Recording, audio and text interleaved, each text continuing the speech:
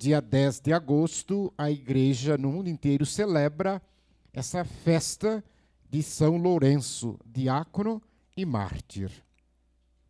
E a liturgia vai nos introduzir justamente neste pensamento do serviço. Na carta de Paulo aos Coríntios, nós lemos que Deus ama aquele que dá com alegria, aquele que distribui.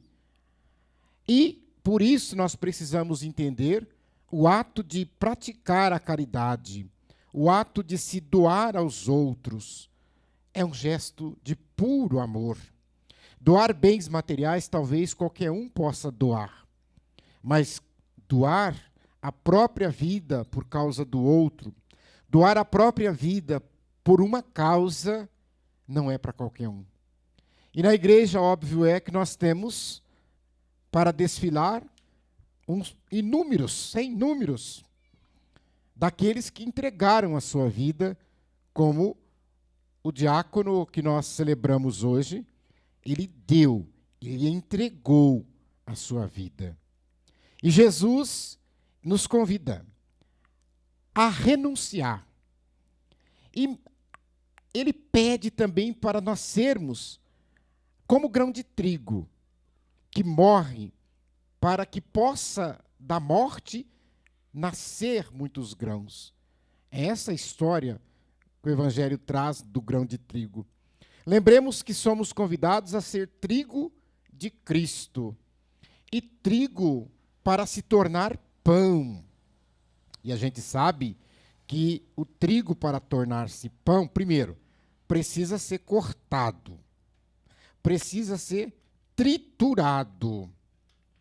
Então, e depois é amassado, quer dizer, apanha, para se tornar pão. Então não é um caminho tão simples assim. A paixão e morte de Jesus, o seu sofrimento, o seu sepultamento, não são estéreis, porque também a sua ressurreição gerou vida.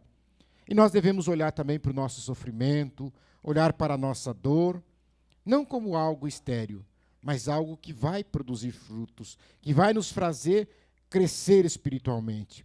Você que está sofrendo, não sei qual é o seu sofrimento, se é pela doença, se é pela perda de um ente querido, se é pela separação conjugal, se é porque um filho está dando problemas disciplinares com drogas e outros, se é por causa do desemprego.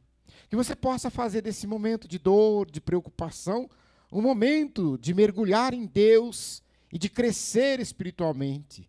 Tirar proveito do nosso sofrimento significa isso. Não é só chorar, chorar, chorar, chorar, lamentar. Não, vamos tirar proveito para crescer espiritualmente. E quando o Evangelho nos fala do grão de trigo, nos lembra que o essencial também para o diácono, o diaconato, é morrer para si mesmo, esvaziar-se de qualquer ambição, de glória, de poder. É serviço. E é servir com alegria, com generosidade, com grande disposição. Não importa o que custa. Eu costumo dizer que quão bonito é quando a gente olha para a vida de alguns religiosos e a gente pode olhar para ele e dizer assim, a gente percebe que ele está sendo consumido pelo Evangelho, está sendo sugado pelo Evangelho, por exemplo, porque ele está se entregando completamente ao Evangelho. Então ele vai definhando aos poucos, ele vai morrendo, porque ele já não é mais ele vai se entregando. Isso é muito bonito, né? Vejam bem, o diácono participa do sacerdócio de Cristo não como cabeça.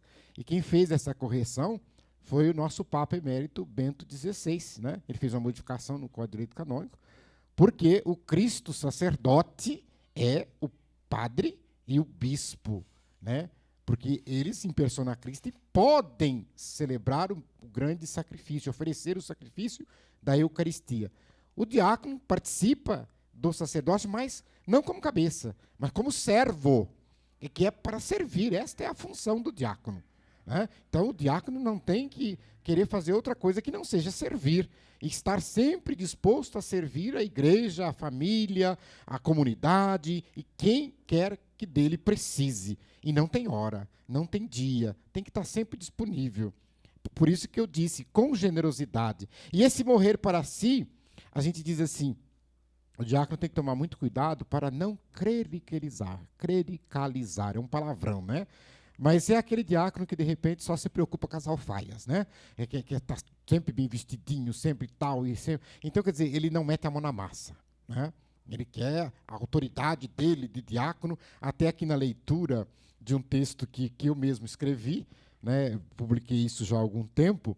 Então, eu dizia assim, o diácono não deve ficar atrás de honrarias, atrás de distinção, atrás de fazer valer o seu ministério acima dos outros. Ele tem que morrer para anunciar a palavra, esquecendo-se de si mesmo. Morrer para si mesmo e não, olha que bonito, o diácono não deve olhar para o padre com um ar inferior, e muito menos olhar para o leigo com um ar superior, como se assim, eu sou superior aos leigos, né?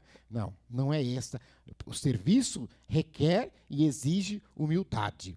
O diácono não deve achar que ele tem que ser meio padre, ou que ele vai fazer. Não, não, não, não, não. O padre é o padre e pronto, acabou.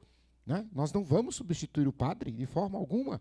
Aquilo que nós podemos, no nosso ministério ordenado, assim como o ministério da Dona ajudar a igreja, nós nos colocamos a serviço. Esse morrer para si mesmo, mantendo a serenidade em toda e qualquer situação, ser paciencioso, compreensivo, não fazer uso da sua autoridade para dominar, para impor, para ter benefícios. Morrer para si mesmo, abrindo mão de coisas pomposas, onde se exalta o próprio ego, mas priorizar os pobres, priorizar as comunidades carentes, distantes, que necessitam do Cristo servo, o Cristo que lava os pés. Essa é a figura do diácono, é o Cristo que lava os pés.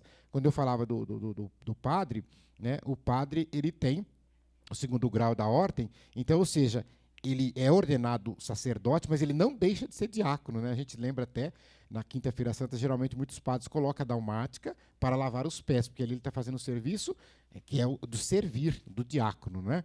E o bispo que tem a plenitude, né? Então, ele recebe os três, ele também não deixa de ser diácono. O bispo é padre, mas ele tem a plenitude, ou seja, é o grau episcopal. Também São Lourenço nos dá esse exemplo da sua vida, porque a igreja perseguida pelo imperador Valeriano, naquela século III, né, imaginem vocês, né, que o Império Romano se descobria que alguém era cristão, não importa se era fazendeiro, se era comerciante, se era padre, se era bispo, o que eles faziam? Eles matavam as pessoas, né, decapitavam, se fosse cidadão romano, ou crucificavam, ou matava de outro jeito, eles matavam as pessoas e confiscavam todos os bens. Gado, casa, terra, terreno, tudo, pegar ouro, dinheiro, ele dava tudo para a coroa, ou seja, para o império. Era isso que eles faziam. E aqui nós temos um episódio interessante nesse século, porque essa cólera dos perseguidores faz com que ele leve preso. O Papa chamava Sisto, ele tinha 7 diáconos a seu serviço, cada um fazendo lá uma coisa, né? E o imperador mandou prender o Papa e mandou prender os 7 diáconos. Ele falou, vou matar todos vocês. Né? E vou pegar os bens todos da igreja para o império, para a coroa. Mas, qual que era o medo do imperador, né, e lá dos seus auxiliares? É que se a gente matar e esse povo estiver escondido, nós não vai saber onde está depois. Então, Lourenço era o diácono, vamos dizer assim, entre aspas, né, tesoureiro. Ele era o responsável pelo dinheiro e pelas coisas, pelos bens da igreja. Então o imperador disse assim, então eu não vou te matar você não, mas eu vou matar o Papa. Matou o Papa Sisto no dia 6 de agosto, são 4 dias de diferença de morte, e matou os outros 6 diáconos, matou tudo, que eram os auxiliares do Papa. E disse para Lourenço, olha, você foi poupado porque você vai trazer os bens da igreja, né? Você vai trazer para nós, porque vai passar tudo para o império agora. O ouro, as moedas, o dinheiro que vocês têm, pode peças de cálice de ouro, pode trazer tudo. E Lourenço, com certeza, inspiradíssimo no Espírito Santo, ele disse para o imperador, olha, eu não tenho como trazer, é muita coisa, a igreja tem muita coisa, tem muito ouro, muita coisa para trazer, então eu preciso que o senhor me arrume umas carroças, né, para a gente poder carregar, encher as carroças e trazer, né? E aí, arrumaram lá umas carroças, né, e ele foi com essas carroças até a sede, né, da igreja, né, até a basílica lá. E chegando lá, é claro que nós não tínhamos essa estrutura que nós temos hoje no Vaticano, né, nem Vaticano existia, mas era a sede papal. E chegando lá, o que ele fez? Ele mandou chamar os pobres. Vem pobre de tudo quanto é canto. E tudo que ele pôde, que tinha, né, ele jogou fora, se distribuiu para o povo pegar. É ouro, é prata, é moeda, é dinheiro. Né? Porque, primeiro, eu achei que era uma coisa interessante, porque ele sabia que ele ia morrer. Não adiantava, depois que entregar, ele ia morrer do mesmo jeito. Mas ele fez isso num gesto belíssimo. E aí, o que ele fez? Ele encheu as carroças com os pobres. E aí levou aquele monte de pobre na carroça até lá, o palácio do imperador. Né? E chegando lá, o imperador olhou, não entendeu nada. Né? Mas o que está acontecendo? E Lourenço, inspirado pelo Espírito Santo de Deus, disse uma frase que vale até hoje para todos nós na igreja. Ele apontou para os pobres que estavam ali e disse para o imperador: aqui está o tesouro da igreja. Os pobres são o tesouro da igreja. Por isso que eu trouxe, se pediu o tesouro da igreja. E é claro que o imperador mandou rapidinho, e aí ele deu uma morte até mais violenta, porque ele mandou acender uma grelha, e quando tivesse bem vermelha, deitar Lourenço em cima, e isso que foi feito. Né? Contam as atas do martírio, que quem assistiu o martírio ficou assim, abismado, porque a força com que Lourenço enfrentou aquela dor, porque você imagina, queimado, morrer queimado, mas, quer dizer, para obter esse tesouro no céu, dando aquele testemunho de entregar a sua vida ali queimado numa grelha, mas não renunciar ao Senhor, não renunciar a Jesus Cristo. Se nós olharmos, meus irmãos, hoje, nós não precisamos fazer tanto sacrifício assim, mas a gente já sai negando Jesus por qualquer coisa. Nada é mais verdadeiro as necessidades dos pobres. Santo Inácio de Antioquia dizia: é necessário, pois, que também os diáconos, que são ministros de Jesus Cristo, agradem a todos por todos os modos. Eles, efetivamente, não são apenas diáconos de alimento e de bebidas, mas diáconos da igreja. E não nos cansemos de fazer o bem. E eu encerro essa reflexão dizendo que a gente não deve, de forma alguma, fazer acepção de pessoas enquanto ministros de Deus. E pouco importa a ingratidão ou a ausência de reconhecimento. Afinal de contas, o vento refresca e o diácono serve. A água dessedenta e o diácono serve. A chuva cai, o diácono serve. O sol esquenta e o diácono serve. O mundo gira e o diácono serve e vai continuar a servir sempre, porque esta é sua missão. Façamos o bem a todos, assim como Deus, o Pai Celestial, faz o sol nascer sobre bons e sobre os injustos. O que qualifica alguém para receber uma boa ação é apenas a necessidade.